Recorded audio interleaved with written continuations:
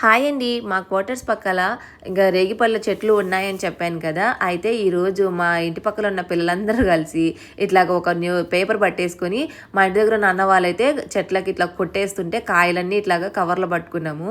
ఎందుకంటే కాయలైతే అన్ని కింద పడితే పగిలిపోతున్నాయి అనమాట.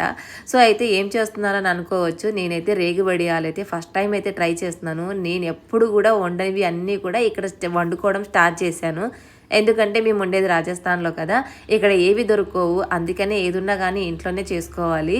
సో, ఇంకా నేనైతే ఈ రోళ్ళైతే అమ్మ వాళ్ళ ఇంటి దగ్గర నుంచి తెచ్చుకున్నాను. ఇక్కడైతే రోళ్ళు ఇలాగా ఉండవనమాట.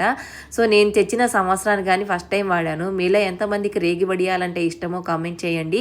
మీరెలాగా చేస్తారో చెప్పండి. సో, దీనికి సంబంధించిన ఫుల్ వీడియో అయితే కింద లింక్ అయితే పెడతాను. ఒకవేళ ఇంట్రెస్ట్ ఉంటే చూడండి. రేగి వడియాలు 3 రోజుల తర్వాత ఎండబెట్టిన తర్వాతకే భలేగా కారం కారంగా జీలకర్ర తగులుతూ ఉంటే భలే సూపర్‌గా ఉంది.